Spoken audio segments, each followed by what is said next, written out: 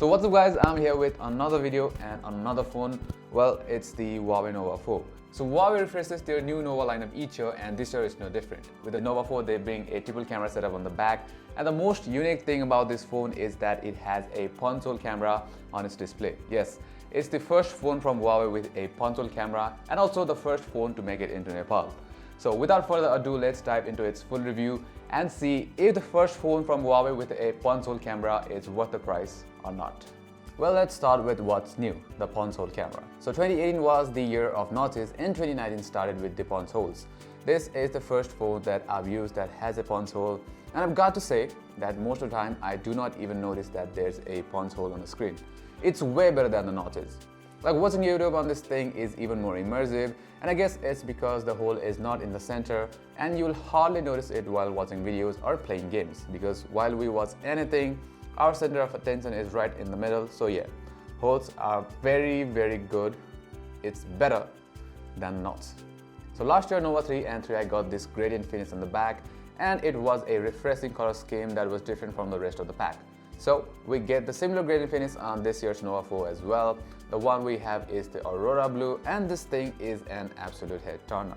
So on the back, Nova 4 has a triple camera setup which resembles the P20 Pro, and from the back it looks like the P20 Pro as well.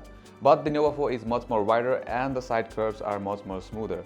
And right beside the camera we have a fingerprint sensor which is very fast. It works very fast and it is very consistent as well. So on the front we have a 6.5-inch IPS LCD display, and this display has to be one of the best LCD displays out there. It looks really great, the colors are punchy, and you will never feel that you're watching video or playing game in an average LCD panel. I mean, yes, way above average. Similar to the other Huawei phones, you can change its color profile to whatever you prefer, warmer or cooler, and this thing is more than usable outdoors under sunlight as well. I've got no complaints with the display, it's actually really good. So holding the glass back and the front is an aluminum frame all around. We get the normal volume button and power button on the right. On the left we have a dual SIM slot, and the speaker and USB charging port are on the bottom, and on top are the headphone jack and a air blaster. Now before we get into its performance, let's just go through its specifications. So this thing has a Kirin 970 processor, 8GB of RAM, 128GB of internal storage, and it runs on Android Pie. Well, I was a little sad that it does not have the latest Kirin 980, but the 970 does just fine as well. We ran two of the most demanding games, PUBG and Asphalt 9. For the Asphalt 9, we're at max settings, and as you can see, the game runs very smooth and there are no stutters or lags. As for PUBG, Nova 4 runs this game at highest of settings without breaking the sweat, but you will feel the device heat up after a long period of gaming. So the games run great on this thing, and on overall the Nova 4 is a very good performer. But if you ask me how long does it last while doing so, it does a pretty good job. On paper it has a 3750 mAh battery, and it does equally good at real life uses as well. At minimal uses I was easily able to get almost 2 days of battery life out of it, and during moderate to heavy uses this thing will last you a day easily. So the battery life on the Nova 4 is good, but how about its charging time? Well, it does support quick charging and comes with a 18-watt quick charger in the box, but sadly it took me more than 2 hours to charge from 0 to 100. So yes, even if it supports quick charging, it is still slow. Well, that's bad. Now as for normal tasks such as opening apps and switching between multiple apps, this thing does not even need to break a sweat. It is smooth as butter. Now this thing costs like 65,000, and for that price I would want a good camera as well. Well, it does not need to be a good video camera, but at least it needs to click a decent picture. Well, the Nova 4 rocks a triple camera setup, and it has a 48MP main sensor, a 16MP wide sensor, and a 2MP depth sensor. Now talking about the picture quality, the pictures are pretty good during daylight. The most notable trait of the pictures are as expected from the Huawei phones. They look sharp and the contrast is also on the higher side. Well, this is not a problem, but sometimes this thing can lead to slightly dark photos. Like in the sample, the darker part of the picture loses quite a lot of details, while the brighter part of the pictures looks quite nice and retains the details as well. Now Nova 4 comes with the AI camera and it can detect newer scenes. However, all the AI does is boost the color and make the picture look more vibrant.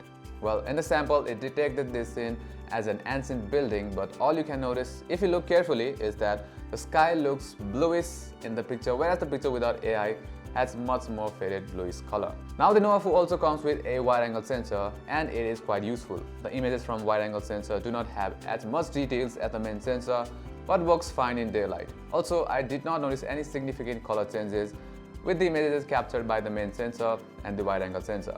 Now there's portrait mode in this phone as well and I have been quite impressed till now. Now this picture of bus sister here came out really nice. The yellow color looks very natural, edge detection is quite fine but fails to detect all the hair details.